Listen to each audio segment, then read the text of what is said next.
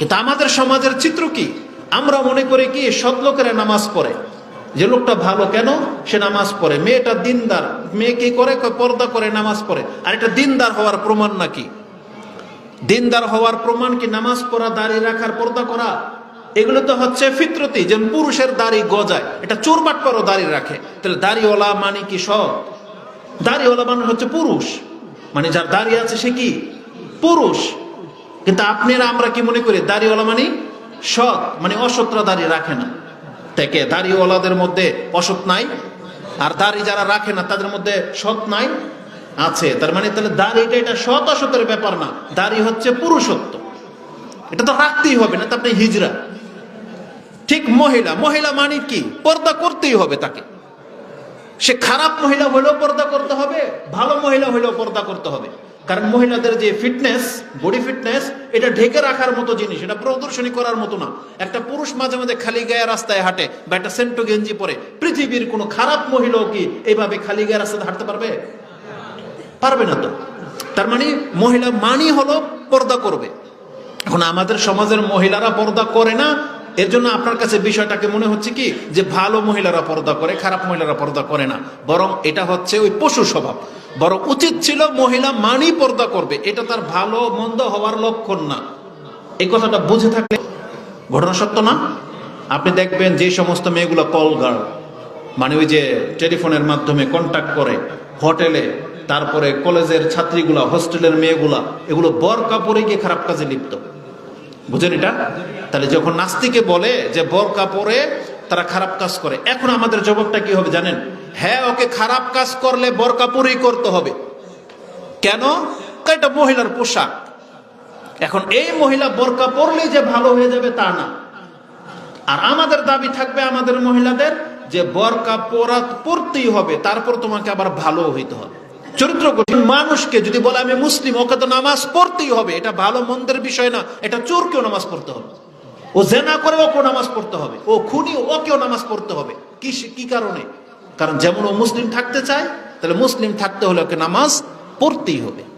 কারণ নামাজটা হলো ওর পরিচয়। ও যদি চুরি করে না, জেনা করে না, মদ খায় না, কোনো আপেল আপে নাই, কিন্তু যদি নামাজ না পড়ে, তাহলে আমাদের দৃষ্টিতে ও হইলো একটা ভালো হিন্দু, ও হইলো একটা ভালো খ্রিস্টান, ও হইতে পারে একটা ভালো ইহুদি, কিন্তু ভালো মুসলিম এটা কোনোদিন আপনি বলতে পারবেন না। কারণ ও তো প্রথমটাই ছেড়ে দিয়েছে। যদি লা ইলাহা ইল্লাল্লাহ ছেড়ে দেয়, আপনি কি বলবেন ও ভালো মুসলিম? না, কারণ ও তো পরিচয়টাই নেয় নাই। তাহলে পরিচয় হলো নামাজ, তারপরে আসবে একজন মুসলিমের কি করা উচিত, নামাজিকে কি করা উচিত, পাপ থেকে দূরে থাকা উচিত, নামাজিকে দান সাদকা করা উচিত, নামাজিকে হজ করা উচিত, রমজান মাসে সিয়াম রাখা উচিত।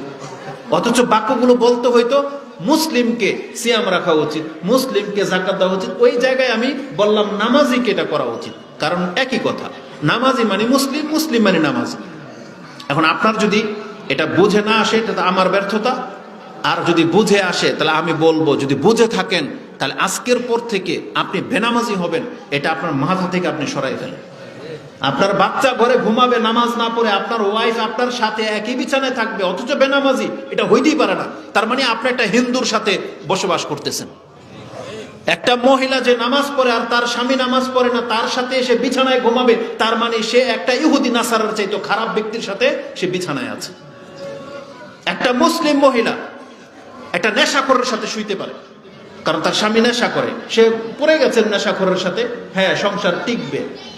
একটা জুয়ারির সাথে সংসার টিকবে, একটা হত্যাকারীর সাথেও তার সংসার টিকবে, কারণ সে হচ্ছে পাপী মুসলিম। কিন্তু একটা মহিলা একটা বেনামাজি পুরুষের সাথে শোয়, তার মানে এটা বড় আপত্তিকর, বড়ই আপত্তিকর, এটা কখনই সম্ভব না। তার মানে যে মুনাফেক বললেও ভুল হবে, কারণ মুনাফেকরাও রাসূল সাল্লাল্লাহু আলাইহি ওয়াসাল্লামের যুগে কি করতো, নামাজ পড়তো। তাহলে আপনার মাথায় এই সামান্য কথাটা ঢোকে না কেন যে রাসূলুল্লাহ সাল্লাল্লাহু আলাইহি ওয়াসাল্লামের যুগের মুনাফিকরাও নামাজ পড়তো, কিন্তু রাসূল তাদেরকে, রাসূলুল্লাহ সাল্লাল্লাহু আলাইহি ওয়াসাল্লাম বলেছেন ফজর এবং এশার সালাত মুনাফিকদের জন্য সবচেয়ে ভারী। আসকালু সালাতি আলাল মুনাফিকিন, মুনাফিকদের জন্য সবচেয়ে ভারী নামাজ সালাতুল এশায় ও সালাতুল ফজর। তার মানে আপনি জানলেন যে ফজরের নামাজ আর এশার নামাজ মুনাফিকরা পড়ে না, মানে এটা অনেক ভারী, পড়ে ভয়ে, রাসূলের ভয়ে পড়ে।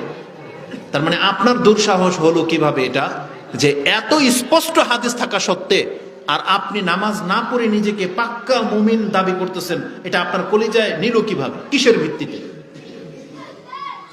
আমরা তো ওপেন বলি আপনাকে, কিসের ভিত্তিতে আপনি একটা দলিল পেশ করেন? কোরআনের কোন আয়াতে আপনি ইঙ্গিত পেয়ে গেছেন যে আমি এই আয়াত কারণে এখন আমি নামাজ না পড়েও মনে হচ্ছে যে আমি নাজাত পাবো, আমি মুসলিম? কোন আয়াতের ভিত্তিতে, কোন হাদিস সেটা? বা কোন ইমামের বক্তব্যে আপনি এটা শুনেছেন যে হ্যাঁ নামাজ না পড়লেও আপনি জান্নাতে যাবেন?